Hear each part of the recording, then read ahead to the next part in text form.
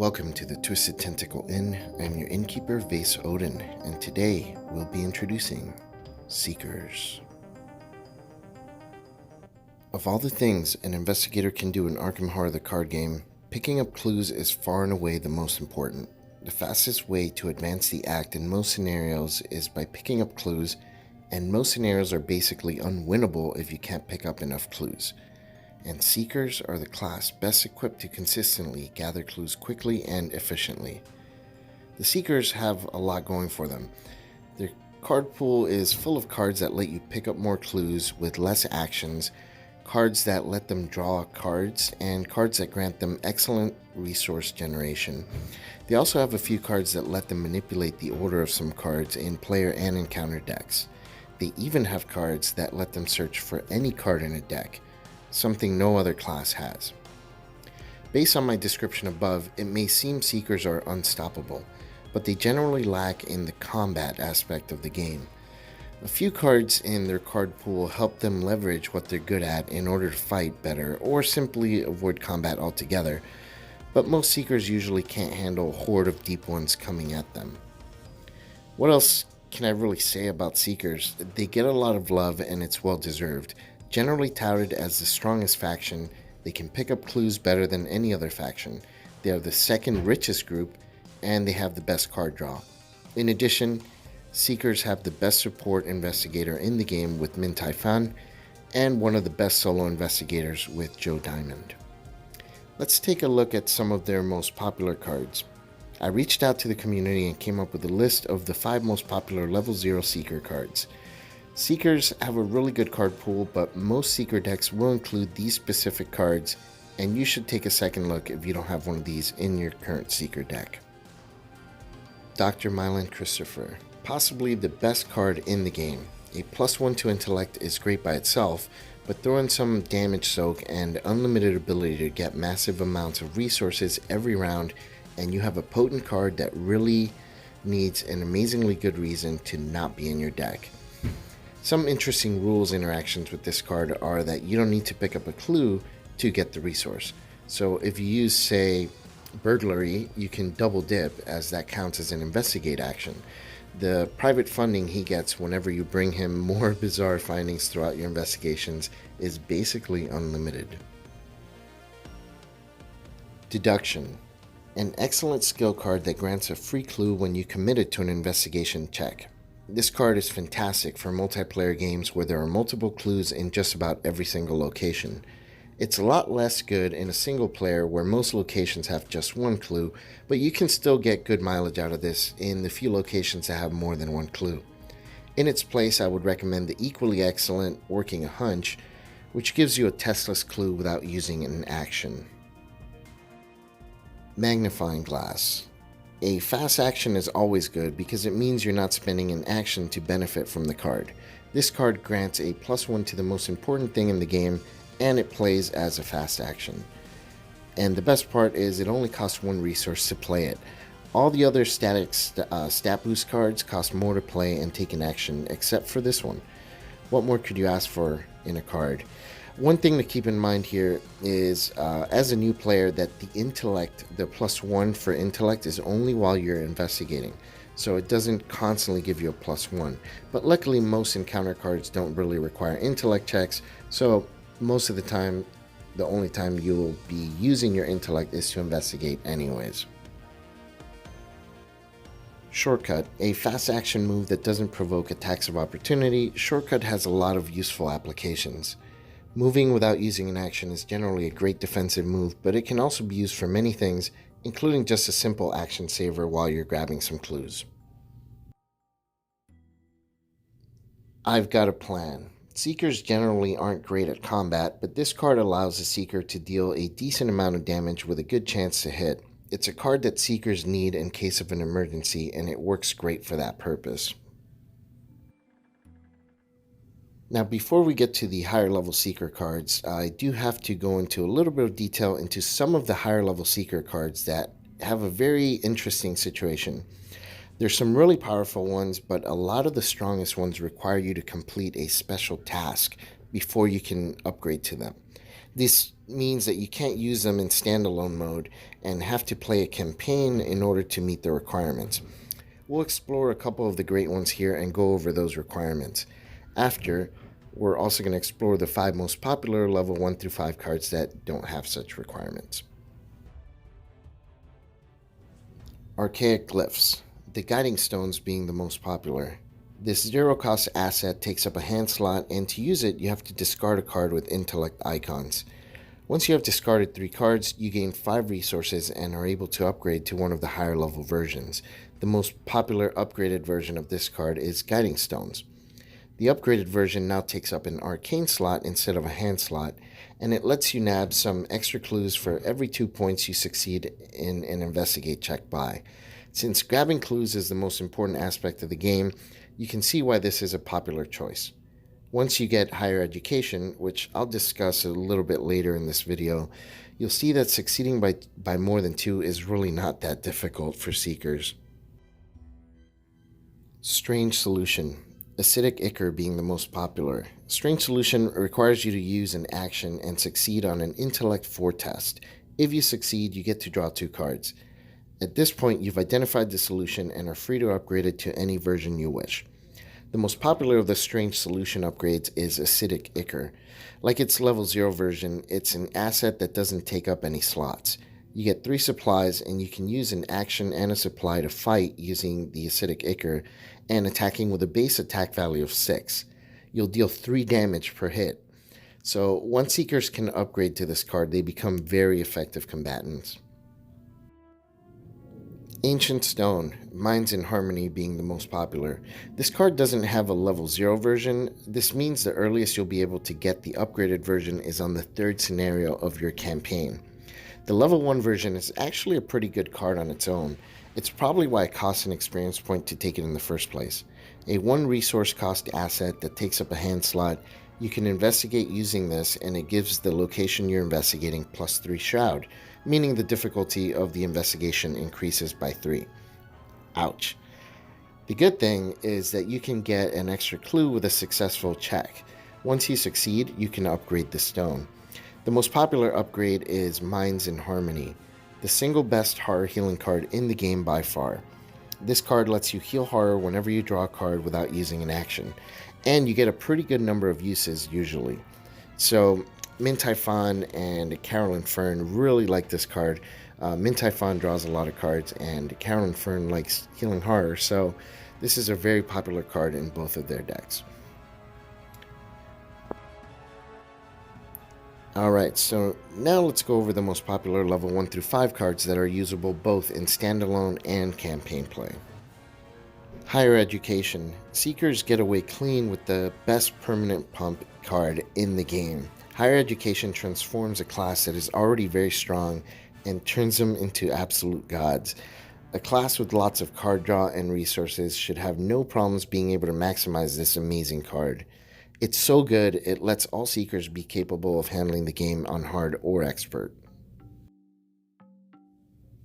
Pathfinder. Where higher education helps you succeed in investigating, Pathfinder gives you a tremendous bang for your buck with action economy when you move around the board. No other card except Machete and Dr. Christopher essentially gives you what amounts to a free action every round without limited uses, in this case for mobility. And just to be clear, I don't mean that you can use this an unlimited amount of times in a turn. I just mean there are no charges for this card, so you can use it 20 times just once around if you want to, because it never runs out of charges. Shortcut Level 2. Just about as good as Pathfinder, but for a different type of application. This card allows you to grant not just yourself, but also your teammates a free move from a specific location for the rest of the scenario. Magnifying Glass Level 1. Earlier we discussed how good Magnifying Glass Level 0 was. This upgrade is completely worth it, especially if you're running higher education. Being able to drop it to investigate and then kick it back to your hand gives you an easier time at keeping a hand of 5 cards, which is necessary to be able to use higher education. It's also great if you need to commit its intellect icon for a test that doesn't involve investigating, or even if you just need your hand slots freed up for something else. Deduction level 2. The potential for 3 clues in one action, and it gives you 2 intellect icons for the test. This card is just fantastic. Now let's take a look at the current pool of Seeker investigators available for Arkham Horror the card game. The core set Seeker was initially thought of as very weak, but when the card Higher Education was released, people saw Daisy in a whole new light. Don't get me wrong, with the card pool being much bigger, Daisy's power has increased tremendously even without having to use Higher Education. If you just own the core set, her special ability may be extremely underwhelming, as you're going to lack tome assets for her to maximize her special ability with. You'll just have to build her as a Seeker with some Mystic card access. She's still very good, especially since she has such a high intellect and can somewhat defend herself using the Mystic card pool. If you own more than just the core set, Daisy can maximize her 5 intellect by using the Seeker card pool for getting clues and using her Mystic card pool to deal with enemies and treacheries. Even better, once you get Higher Education, your 2 most important stats can be boosted by 2 for each resource you spend, making it the best individual boosting capability for the price in the game. Plus, she has a tome that she can use for a free action every round that allows her to draw a card of her choice from the top 3 of her deck. This, combined with Seeker cards that already offer some of the best card draw in the game, means she'll have an easy time meeting the requirements of Higher Education. I talk about Higher Education a lot with Daisy, and it's because that card is just so good in her decks. But as I mentioned earlier, Daisy does very well even without it. I think Daisy in multiplayer, like most Seekers, fills the role of clue gatherer best. She does great in solo, and her high intellect is one of the highest in the game.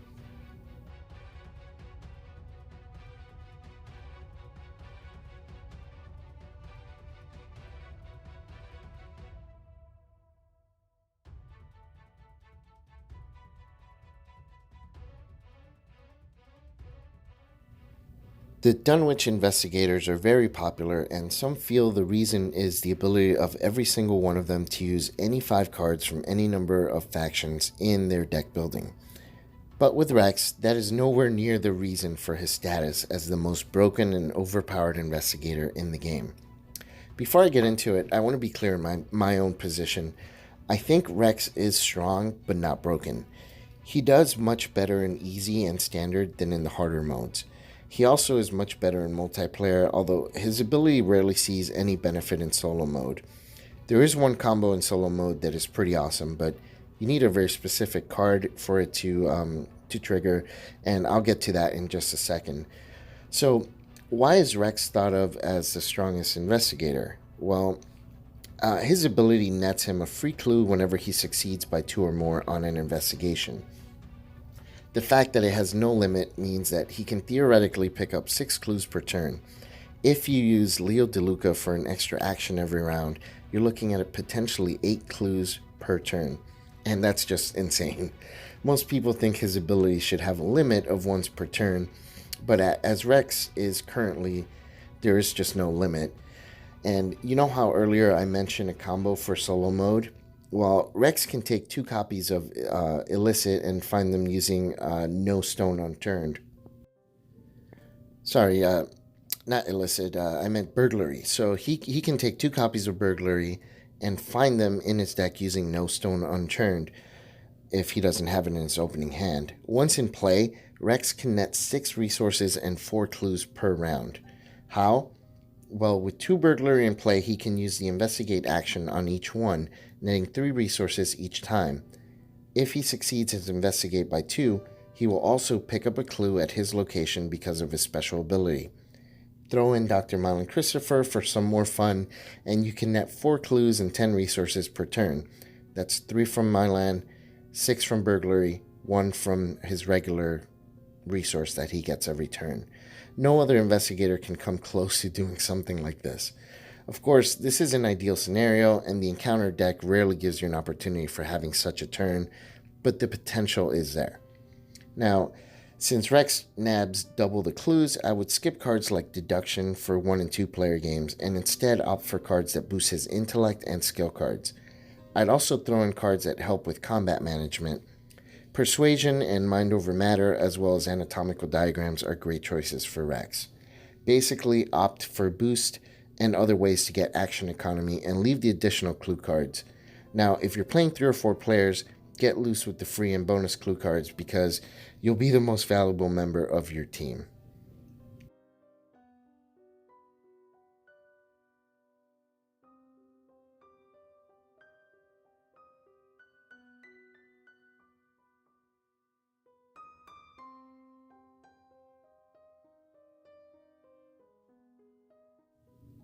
The path to Carcosa brought us a Seeker in Minh that plays very different from other Seekers.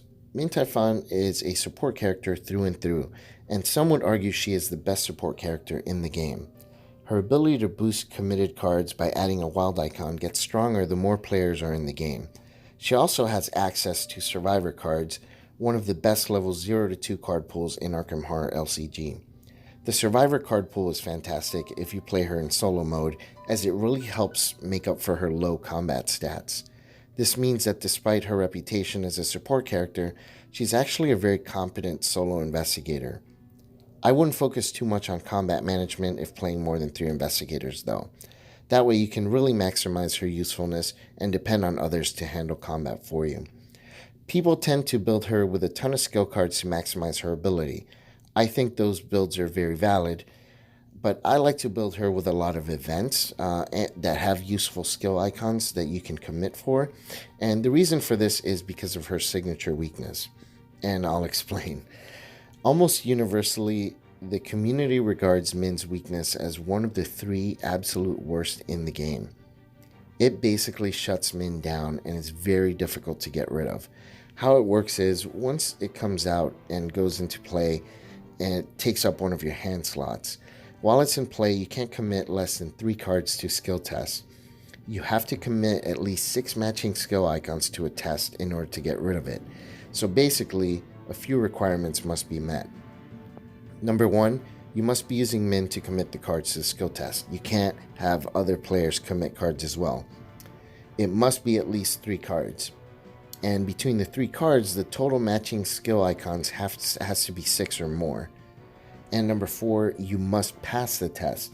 That's a lot of requirements, and you still can fail the test, especially if you draw an autofail token, basically wasting the 3 cards and quite possibly not having enough cards or skill icons left in order to try again. You have to plan your deck accordingly around this weakness, or it can really shut you down. I like putting a bunch of events in the deck with a lot of skill icons. That way I can commit them to tests, and when the King in Yellow comes out, I can still function by playing powerful events, at least until I have the requirements to get rid of the card. Regardless of how you handle it, the weakness will change the way your deck plays until you can get rid of it, so plan accordingly. But as harsh as the weakness is, Minh is very fun to play and is my current go-to Seeker. Her ability in deck building is fresh and interesting, and powerful enough to make Minh very versatile.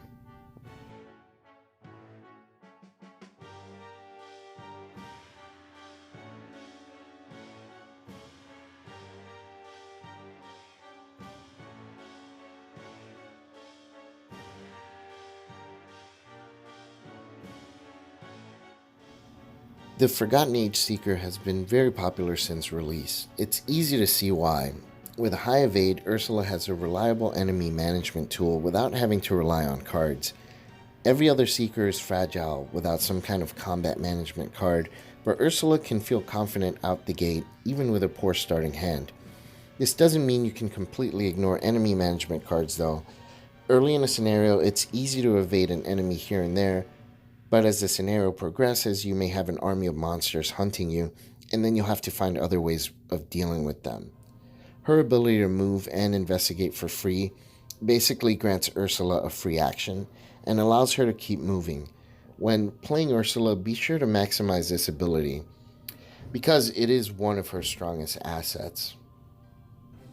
I really like this ability, and it kind of reminds me a bit of Ashcan Pete's ability with Duke, although it's kind of reversed. Ursula's affinity towards relics is something that has potential but hasn't been fully realized just yet. The relics are helpful, but it's hard to realize a full deck around just relics and such. I recommend building Ursula as a pure Seeker and splash some relics as needed, but I don't recommend you throw in every relic card just because you can. Other than relics, Ursula can't add much else into her deck that isn't from the Seeker and neutral card pools. Seekers do have a strong card pool, so this is not as bad as it could be, but I do have to mention it because you may feel a bit limited at the lower levels. Luckily, Ursula has very good sanity and health thresholds, and combined with her decent willpower and high agility, she can handle herself very well in solo. For group play, Ursula can easily be a primary clue gatherer and back up the combatants by evading the enemies that have retaliate. Overall, Ursula is a great pick for someone fairly new to the game. She plays fairly straightforward, and I find her very fun.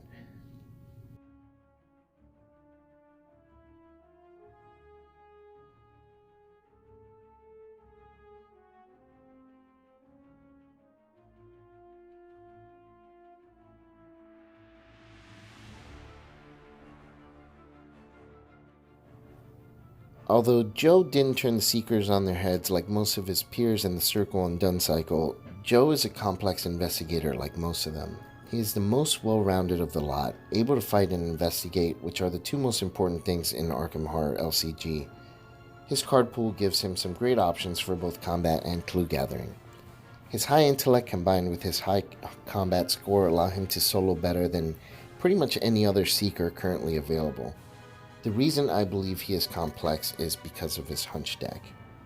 Joe has an additional 11 card deck that he plays with, and the top card is always revealed at the beginning of his turn. He can play this card at a reduced resource cost. This is a strong ability that essentially equates to a free card draw and up to 2 free resources every turn. You can only add insight traded cards to the deck. I found the hunch deck to be a handy way to add cards that grant free clues, cards like Working a Hunch and the like. I tried adding combat-oriented hunch cards, but they felt way too situational to be effective in the hunch deck. Instead, if playing solo, I recommend using the deck exclusively for clue gathering. Then you're free to add combat cards to his normal deck. This worked great for me in solo. For multiplayer, if you add a few more clue gathering cards to increase his rate of acquisition for clues. His biggest weakness is probably his low willpower. You definitely need to include either some Horror Soak and healing or some willpower boost. Luckily, the Guardian card pool has both of those types readily available. Joe is a very strong solo investigator, but due to his generalist nature, he will fit in very well in just about any multiplayer game.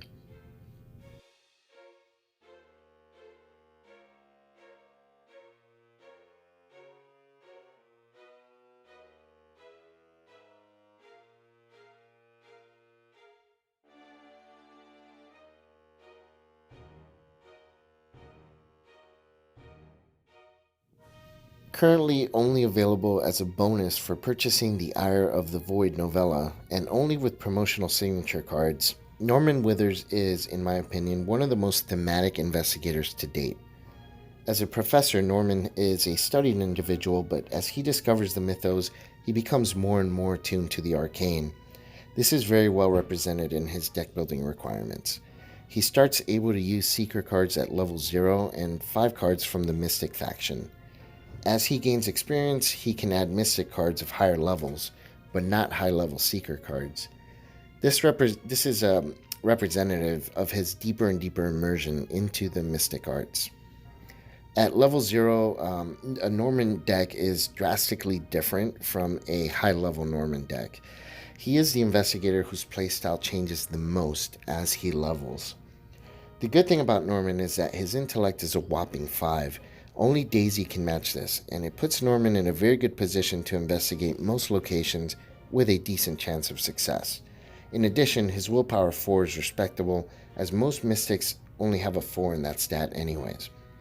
His special ability is very similar to Joe's hunch deck, only in Norman he doesn't have a separate deck for it. He plays with the top card of his normal deck flipped, and he can play it at a reduced cost. This is a good ability that gives Norman the equivalent of drawing a card for free and gaining a resource. If you're new to the game, I don't really recommend that you use Norman right away. His deck building is initially pretty straightforward. use his 5 mystic slots for some enemy management, and then fill his deck with ways to get clues and some skill cards. But when you gain experience points, then he becomes very complex. Based on the number of experience you earn at the end of a scenario, you'll have to make a decision on what cards to upgrade to. This can be a complicated task that honestly just comes with experience. I recommend you sort through Arkham DB for some deck descriptions and some tips on using Norman as he progresses. His true signature cards are not available just yet, as he hasn't been released in an official capacity, so you never know if his signature cards may change some dynamics of his playstyle.